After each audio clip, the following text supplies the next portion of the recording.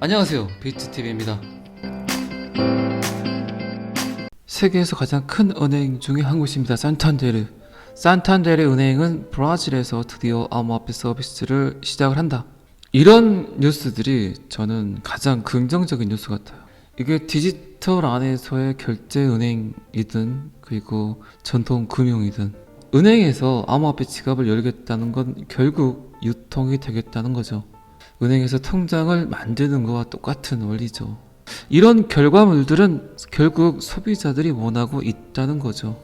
XRP의 대규모 이동, 그리고 세계준비통화, 마크 필립스, 미국의 부채, 세계준비통화로 쓰이게 돼서 XRP의 유통을 맡게 될 비정부 기관, 결국 은행이겠죠. 자, 여기서부터는 구독자분들에게만 노출이 되는 영상입니다. 구독, 좋아요 좀 눌러주시고요. 그런데 여러분들 아시겠지만 산탄데르 같은 경우는 이미 XRP 리플과 협력 관계에 있는 회사죠. 누군가는 그 어떤 기관이든 그 어떤 정부든 계속해서 조금씩 준비를 하고 있다는 거죠. 대중들이 눈치채지 못하게, 대중들이 전혀 알아채지 못하게, 그리고 이제 항상 그래왔듯이 엄청난 시장에 충격을 주는 뉴스들을 제공을 하게 될 겁니다. 시장에는 굉장히 많은 뉴스들이 쏟아져 나오고 있습니다. 그게 특정 코인에 관한 뉴스이기도 하고 특정 국가에 대한 뉴스이기도 하겠죠. 그런데 제가 생각하기에는 지금 비트코인 가격이 반등을 찼다면, 예를 들어서 1년여가 넘은 베어 마켓이 끝났다면 지금의 상승 패턴에서 가장 심도 있게 봐야 될 뉴스들이 금융회사들의 움직임이 어떤가를 잘 체크하는 게 현명하겠죠. 이제 전통 금융에서 통장을 개설했다면 지금 그런 금융회사들이 코인 지갑 개수를 늘리고 있어요. 이거는 결국 암호화폐 유통이, 정상적인 유통이 멀지 않았다는 걸 뜻하고 있죠. 그런데 그 가장 중심에 있는 뱅크코인, XRP 리플, 요 놈을 어떻게 쓸 건가가 굉장히 중요하겠죠. 산탄데르의 확장은 어쨌든 XRP의 확장이라고 보셔도 전혀 무방하죠. 다국적 금융 지주회사가 특정 코인과 파트너십을 맺는다는 건 굉장히 힘든 일이기도 하고요. 그리고 이런 금융 지주회사, 인프라가 굉장히 큰 회사의 영향력은 1금융권, 2금융권, 3금융권, 4금융권 할 거 없이 금융 인프라를 갖고 있는 산탄데르의 정보를 받아야 되는 수많은 금융기관에서 똑같은 시스템을 사용을 하고 똑같은 거래 도구를 사용을 해야 맞겠죠. 그래서 리플이 무서워질 수 있다는 겁니다. 정말 무서워질 수 있어요. 정말 상상할 수 없을 정도의 시장 가격을 펌핑시키는 그런 뉴스가 한 번쯤은 가까운 시일 내에 나오지 않을까 하는 비트TV가 예측을 하지만 그게 가까운 시일이 될지 아니면 약간 시간이 더 필요한 그런 뉴스일지는 모르겠죠. 어쨌든 이 산탄데르는 고객 수가 1억 5천만 명이에요. 1억 5천만 명.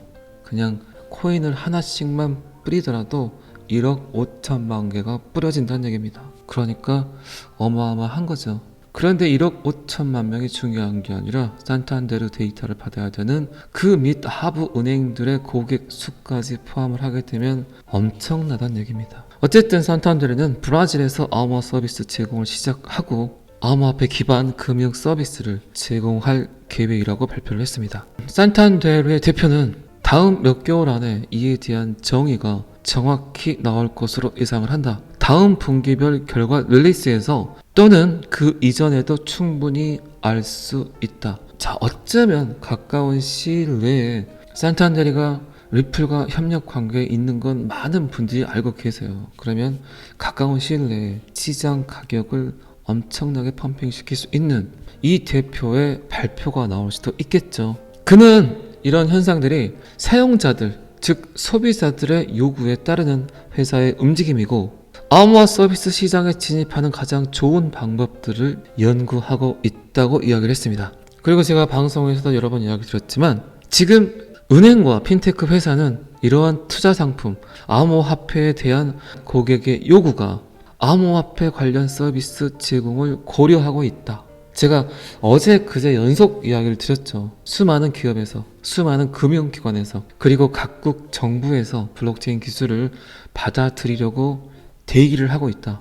그런데 지금 탁 걸려있는 게 게리 겐슬러, SEC, 미 정부, 그들의 방침, 그들의 규제 조건, 그들의 규제안을 기다리고 있다. 그리고 그 사이에 딱 걸려있는 XRP 리플. XRP의 소송이 이래서 중요하다는 겁니다. XRP란 코인에게 과연 SEC가 어떤 옷을 입힐 건지는 이제 시간이 결정을 하겠죠. 그리고 수많은 기업과 금융기관에서는 어쨌든 그렇게 깨끗해진 놈, 완벽해진 놈, 뒤탈이 없는 놈, 이런 코인을 결국 사용하겠다는 얘기죠. 자, XRP의 소송이 끝나게 되면 다른 코인들은 안전할까요?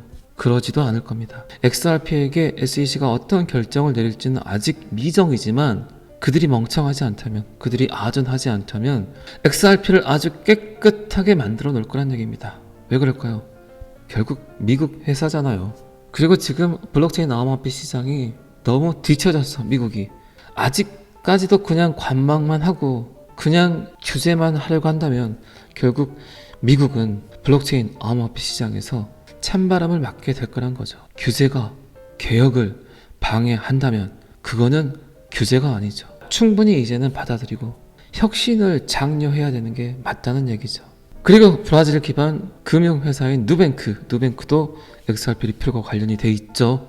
그리고 누뱅크 같은 경우는 워런 버핏이 투자를 해서 꽤 유명한 회사입니다. 그래서 워런 버핏과 XRP에 관한 영상도 한번 올린 적이 있어요. 그런데 진짜 워런 버핏이 비트코인을 그렇게 벤 때리고 XRP라든가 특정 암호화폐에 승차를 해서 뒷북을 친다면 그는 진짜 자본주의가 낳은 탐욕의 꽃이죠, 꽃. 그런데 충분히 그럴 가능성이 있습니다. 누뱅크, 산탄데르, 워런 버핏, XRP 이 모든 서클 안에 충분히 엄청난 음모론이 있다는 거죠. 어쨌든 누뱅크도 5월에 암호화 거래 및 보관 서비스 플랫폼을 도입을 했고 비자 카드조차도 현재 기존 은행과 협력해서 암호화 서비스를 은행 어플리케이션에 직접 통합을 하고 있다는 뉴스입니다. 비자도 리플, 산탄데르도 리플, 워런 버핏, 누뱅크도 리플. 이런 따로따로 국밥을 모든 국밥으로 잘 만들어서 잘 이해를 해야 된다는 거죠. 자, 이 기사는 여기까지만 보겠습니다. 리플의 변호인단 XRP에 대한 SEC 소송에서 미국 의원들에게 현명한, 멍청하지 않은, 똑똑한, 아주 스마트한 암호화 법안을 긴급 통과시켜 주도록 촉구했다고 합니다. 이제 점점 민중 봉기가 일어나고 있나요? 프랑카드를 들고 편말을 들고 장난하냐? 빨리 좀 해결해라. SEC 못 믿겠다. 니네들이 좀 나서 달라. 더 이상 미국에서 암호화폐를 규제만 한다면 미국에서 떠나겠다. XRP 리플이 미국에서 떠나게 되면 수많은 프로그래머, 고급 인력들이 해외로 나갈 수 있다도 가능성이 있죠.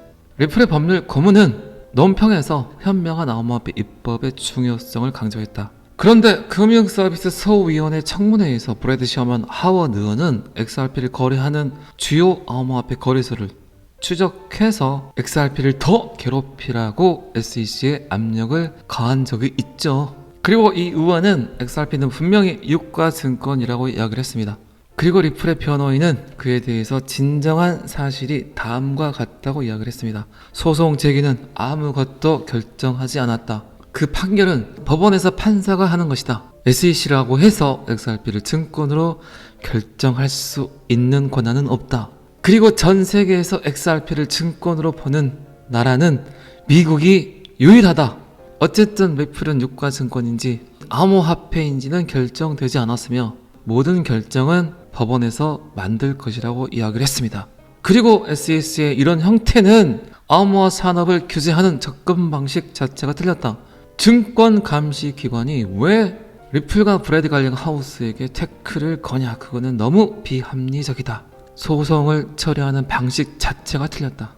SEC는 규칙 제정을 통해 규제를 명확하게 하기보다는 규제로 가장한 입증되지 않는 주장을 제출을 해서 지금 암호화폐 시장을 괴롭히고 있다. 그거는 미국뿐만 아니라 We are the world다. 전 세계 모든 사람들이 지금 SEC 게리 겐슬러의 주댕이를 쳐다보고 있다. 빠른 결정을 해라. 떠나겠다. 그렇게 꼴보기 싫으면 떠나겠다.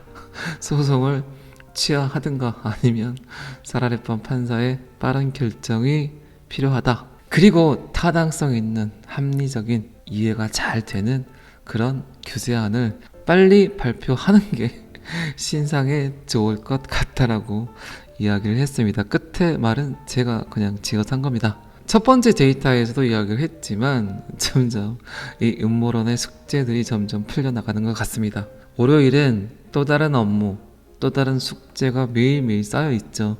어쩌겠습니까? 또 새로운 한 주 즐겁게 시작하시기 바랍니다.